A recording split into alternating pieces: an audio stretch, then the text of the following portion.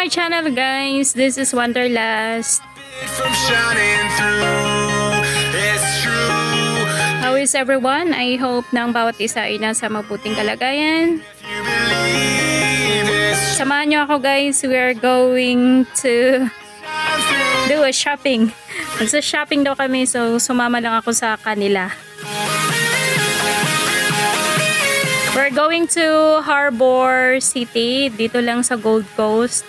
Isa ito sa mga pinakamalaking shopping mall wherein na parang outlet siya. Bagsak presyo yung mga prices dito.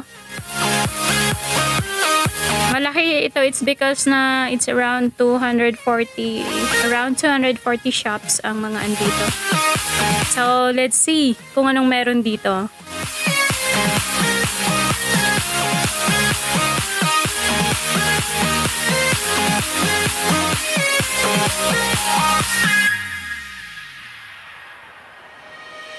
Eyes in the sky, gazing far into the This is somewhat like an outlet.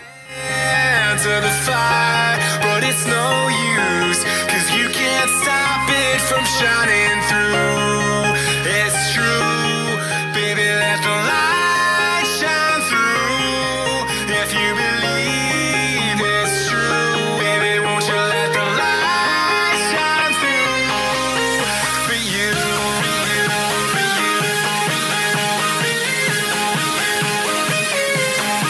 Ayan, may $10 Australian dollars.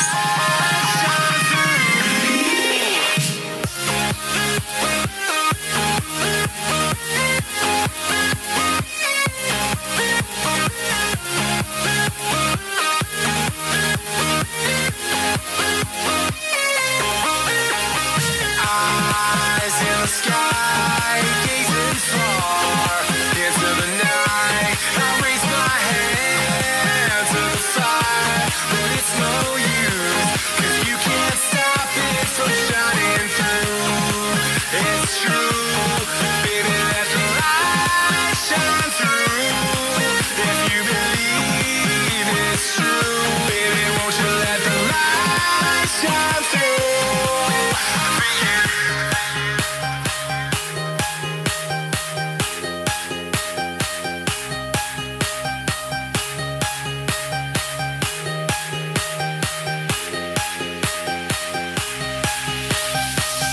Actually, guys, parang whole day kaming gumala dyan. Grabe yung pagod ko.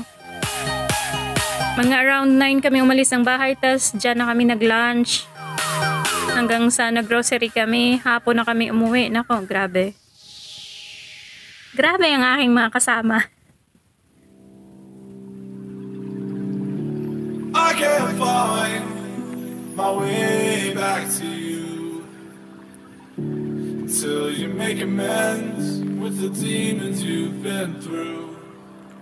And I can't regret being Ayan, yung gusto ko dyan yung mga prutas nila, talagang fresh. At saka ano sila, local, ano ba yan tawag? Local grown. Na yung talagang produkto nila.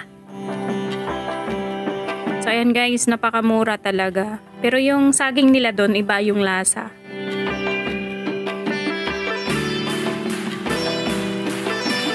So yung binili namin dyan, yung saging na parang Thailand na saging, nasa 10 Australian dollar lang siya. So mura. Isang ano na yun, isang box. So, diba yung peach, ano ba yan, nectarine, mandarin, orange. Ang mumura ng mga prutas dyan, guys. Grabe. Tapos yung mangga, ayan, 30. Pero hindi masarap yung mangga nila. Walang tatalo pa rin sa mangga ng Philippine mango. Diba? So bumili din kami ng isang box ng mango. Ano ba yun? Mandarin, orange. Ginagawa kong juice. Basta marami kaming binili dyan kasi nag-grocery kami yung last stop namin.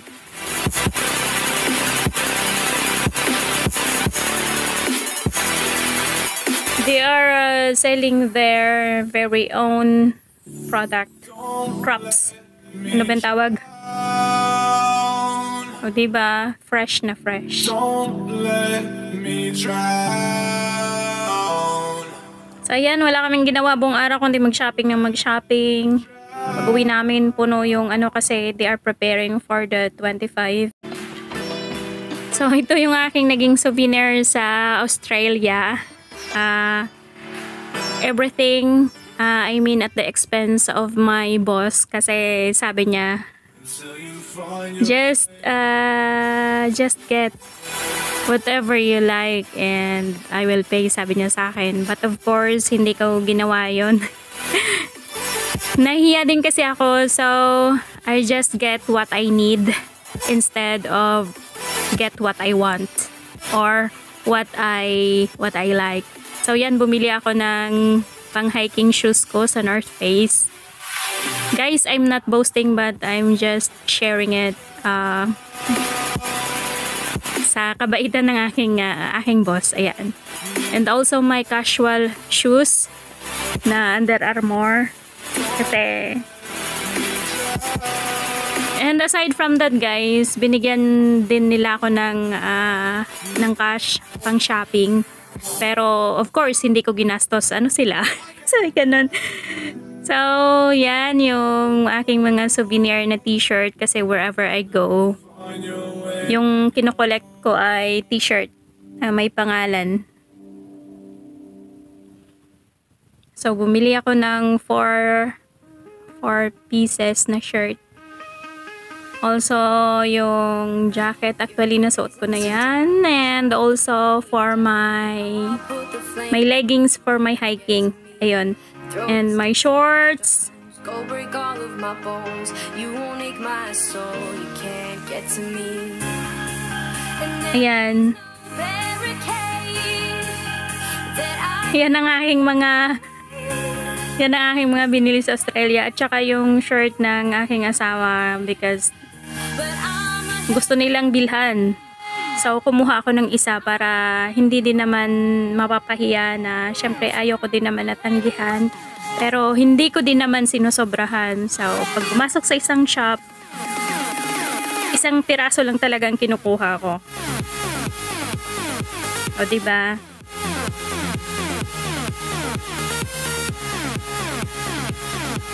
So, yan lamang guys. Maraming salamat sa inyong lahat. Thank you so much for watching. And see you on the next one.